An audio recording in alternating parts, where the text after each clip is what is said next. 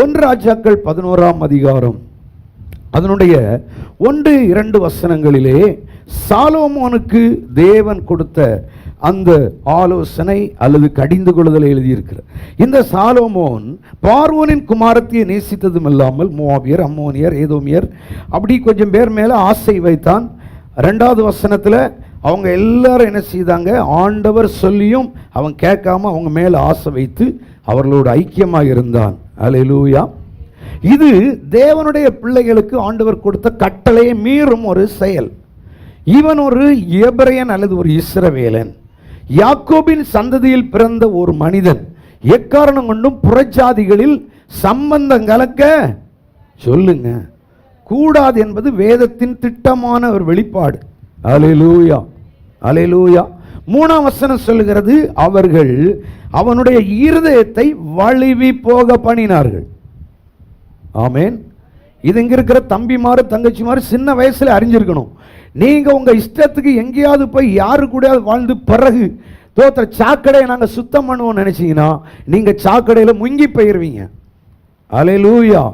ஒரு தேவனுடைய பிள்ளை இயேசுவை அறிந்திருந்தால், சத்தியத்தை அறிந்திருந்தால், ஆண்டவருடைய ரட்சிப்பை பெற்றிருந்தால் உங்களுக்கு தெளிவா தெரியணும். வேதத்தில் 2 கொரிந்தியர் 6ஆம் அதிகாரம் 14 முதல் 16 வரை உள்ள வசனங்களிலே தெளிவாக எழுதி இருக்கிறது. அந்நிய நுகத்திலே அவிசுவாசிகளோட என்ன செய்யக்கூடாது, பிணைக்கப்பட கூடாது. அந்த வசனத்தை வாசியுங்கள். 2 கொரிந்தியர் 6:14 முதல் 16. அந்நிய நுகத்திலே அவிசுவாசிகளுடன் பிணைக்கப்படாதிருப்பீர்களாக. நீதிக்கும் அநீதிக்கும் சம்பந்தம் ஏது? ஒளிக்கும் இருளுக்கும் ஐக்கியம் ஏது? கிறிஸ்துவுக்கும் பேலியாளுக்கும் இசைவேது? அவிசுவாசியுடனே விசுவாசிக்கு பங்கேது? போதும். அடுத்த வசனம் கூட, தேவனுடைய ஆலயத்துக்கும் விக்கிரகங்களுக்கும் சம்பந்தம் ஏது? போதும் போதும். நல்ல கவனிங்க. தெளிவா எழுதி வச்சிருக்கார். நீ ஒரு ஆண்டவருடைய பிள்ளையானால் நீ அந்நிய நுகத்தில் அவிசுவாசியுடன் என்ன செய்யக்கூடாது, இணைய கூடாது. அது ஒரு ஆண்டவரை அறிந்த ஒரு தேவ பிள்ளைக்கு தெளிவா தெரியணும். ஒரு ஆள்கிட்ட பேசுறோம், பழகுறோம், செயல்படுகிறோம், அந்த ஆள் உண்மையா ரட்சிக்கப்பட்டிருக்கா, அபிஷேகம் பெற்றிருக்கிறா? அல்லேலூயா. சரி, பிரசங்கத்தின் இன்ட்ரெஸ்ட்ல அப்படியே கிரகிக்கிறார்கள். ஆமா, அசை போடுற வேலை நடக்கு. அல்லேலூயா. சரி, போட்டு நல்ல பிள்ளைகள் பாருங்க. நமக்கு ஒரு தெளிவு இருக்கணும். பெற்றோருக்கு நான் சொல்றேன், ஒரு ரட்சிக்கப்பட்ட ஒரு மூழ்கி ஸ்நானம் பெற்ற ஒரு பிள்ளையை கொண்டு அறிவில்லாம புத்தி இல்லாம உலக மனுஷன் கையில ரட்சிக்கப்படாத, குணப்படாத, உண்மையான சத்தியத்தை அறியாதவன் கையில கொண்டு கொடுப்பது பாவம். அல்லேலூயா. அநேக ஸ்தோத்திரம் சகோதரிகள் வேதனையோடு சொல்ற வாழ்க்கை, என் குடும்ப வாழ்க்கையை கெடுத்தது என் அப்பா தான், என் அம்மா தான். நான் உண்மையை ஆண்டவரை அறிஞ்சிருந்தேன், ரட்சிக்கப்பட்டிருந்தேன், ஸ்நானம் கூட எடுத்திருந்தேன்.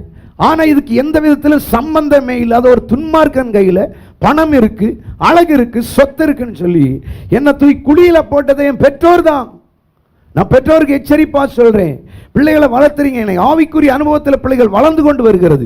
திரும்ப நீ விக்கிரகத்துக்கு நேராக, உலகத்துக்கு நேராக, ரட்சிக்கப்படாத அவிசுவாசிக்கு நேராக கொண்டு போவோம்னா நாமே நம்முடைய பிள்ளைகளுக்கு குழி வெட்டுறோம்னு அர்த்தம், வாழ்க்கையை கெடுக்கிறோம்னு அர்த்தம். அல்லேலூயா, அல்லேலூயா. உண்மையாகவே சாலோமோனுக்கு நல்ல ஞானம் இருந்தது, பணம் பொருள் எல்லாமே இருந்தது. ஆனா பைபிள் சொல்கிறது, 1 ராஜாக்கள் 11ஆம் அதிகாரம் 9ஆம் வசனத்தில் ஆண்டவர் அவனுக்கு தரிசனமாகி 2 முறை அவனை எச்சரித்தார். நீ செய்யற தப்புப்பா. முதல்ல பார்வோனின் குமாரத்தியை கல்யாணம் பண்ணது தப்பு. 2வது புறஜாதி பெண்களோடு நீ ஐக்கியமானது தப்பு. 3வது அவங்க இழுத்துட்டு போற மாதிரி நீ விக்கிரகத்துக்கு நேர போற, அது பெரிய தப்பு. அல்லேலூயா. அதை எச்சரித்து ஆண்டவர் சொன்ன பிறகும் அவன் திரும்ப அவங்களுக்கு ஒவ்வொருத்தருக்கா கோயில் கட்டிட்டு வரான். ஆமென், அல்லேலூயா. நமக்கு நல்லா தெரியும். யாத்திராமம் 20ஆம் அதிகாரத்தில் 1லேருந்து வாசிக்கும் தெளிவா ஆண்டவர் எழுதி இருக்கிறார், என்னேண்டி வேற தேவர்கள் உண்டாயிருக்க வேண்டாம். எந்த ஒரு சொரூபமோ எந்த ஒரு விக்கிரகமோ உருவாக்க வணங்க கூடாது என்பது தெளிவான வார்த்தை. அது கிறிஸ்தவர்களா இருந்தாலும் அப்படிதான், இயேசுநாதரா இருந்தாலும் அப்படிதான். அந்த சொரூபம் விக்கிரகம் என்பது தேவனுக்கு விரோதமான கோபமானது.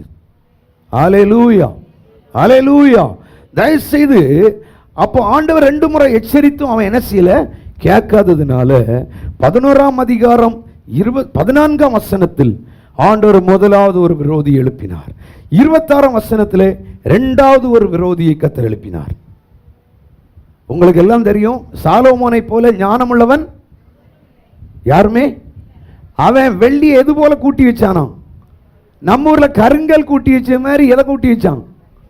வெள்ளி. அவ்வளவு பணம், அவ்வளவு செல்வம், அவன் உட்கார்ந்து இருந்த சிம்மாசனம் எல்லாம் பொன்னினாலானது, அவன் மேடையே பொன்னினாலான அவ்வளவு பெரிய பணக்காரன்.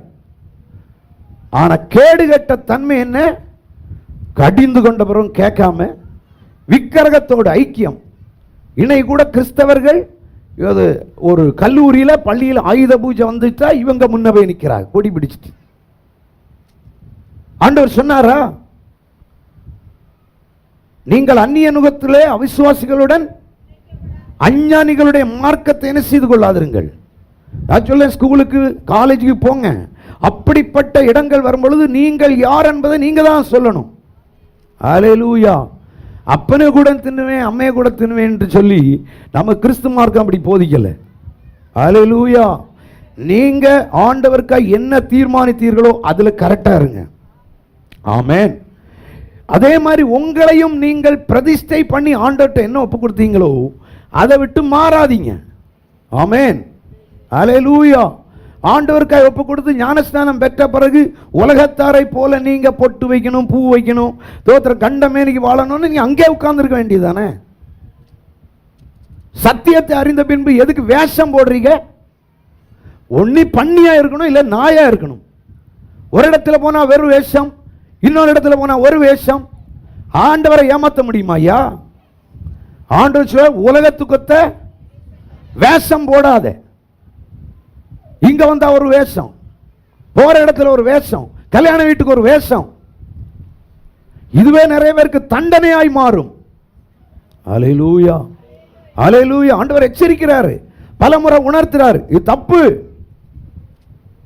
ஒரு நாள் பிரதிஷ்டை பண்ணியாச்சு என் சரீரம் தேவனுக்கு, எல்லா உலக வேஷம் அலங்காரம் எல்லாம் விட்டாச்சு. அப்புறம் எனக்கு போற இடத்துல பண்ணிய மாதிரி நடக்கணும். நாய்த்தான் கக்கினதை தின்ன திரும்புகிறது போல. பன்றி கழுவப்பட்டது திரும்ப எங்க போகுது? நீ பண்ணியா நாயா இல்ல மனுஷியா மனுஷனா? ஆவிக்குரிய ஒரு தேவ பிள்ளை சத்தியத்தை அறிந்த பின்பு போகிற இடத்துல கண்டமேனிக்கு அவங்க கூட நீ ஜால்ரா அடிக்க ஒப்பு ஆண்டவர் ஒன்னு அழைக்கல. ஆண்டவர் அசுத்தமானதை தொடாதிருங்கள் என்று அந்த நீங்க வாசித்த 2 கொரிந்தியர் 6ஆம் அதிகாரத்தில் வாசிக்கும் போது 18ஆம் வசனம், நீங்க அசுத்தமானதிலிருந்து வேலை ஓடுங்க என்றார். நீ என்ன செய்யணும்? ஓடணும் என்றார். ஹல்லேலூயா, ஹல்லேலூயா. நீங்க பேசாம இருந்தாலும் சத்தியம் சத்தியமே. ஆமென், ஹல்லேலூயா. இது ஒரு நாள் மாற்ற முடியாது. நான் உங்களுக்கு கடிந்து கொண்டு புத்தி சொல்லலைன்னா இரத்த பலி என் மேல விழுந்துரும். ஆண்டவர் தீமோத்தேயுக்கு பவுல் எழுதும்போது எல்லா இடத்துலையும் சொல்ல, நீ கடிந்து கொண்டு என்ன பண்ணு? புத்தி சொல்லு. தேவனை அறிந்த பின்பு உங்களுக்கு விக்கிரகத்துக்கு என்ன சம்பந்தம்? விக்கிரக ஆராதனைக்கு உங்களுக்கு என்ன சம்பந்தம்? அங்க போய் பாயசம் குடிக்கிறது, அங்க போய் தேவையில்லாத பங்கெடுக்கிறது உங்களுக்கு என்ன வேலை? விக்கிரகங்களுக்கு படைக்கப்பட்டதை கூட என்ன செய்யக்கூடாது? புசியக்கூடாது என்பது சட்டம். ஆமென், அல்லேலூயா, அல்லேலூயா. அருமையான தேவ பிள்ளைகளே, ஆகவே ஸ்தோத்திரம். எச்சரிக்கப்பட்ட பின்பும் அவன் சாலமோன் சரியில்லாததுனால அவனுடைய ராஜ்ய பாரத்தை என்ன பண்ணார் தெரியுமா? 12 கோத்திரங்கள் இருந்தது.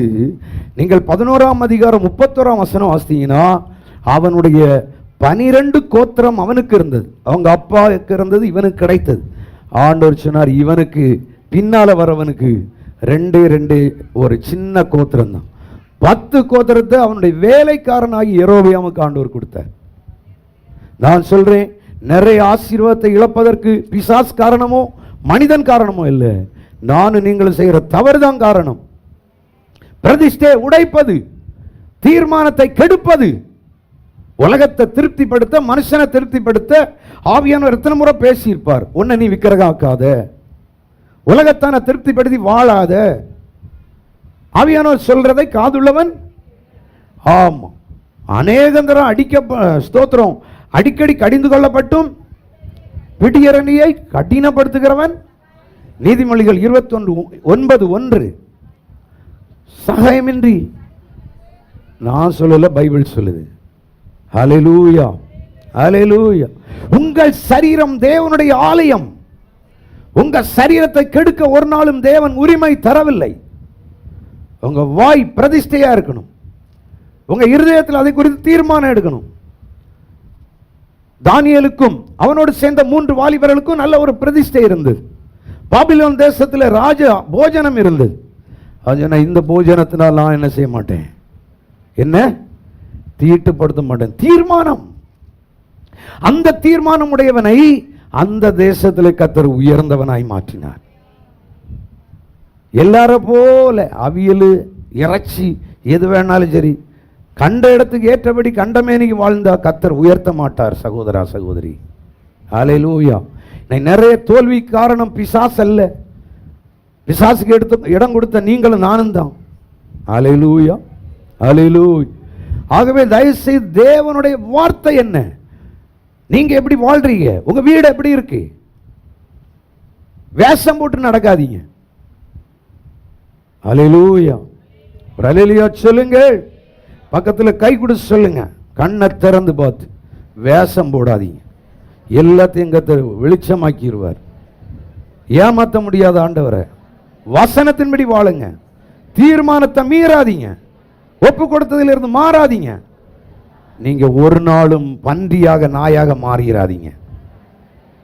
ஆமா, ஹல்லேலூயா.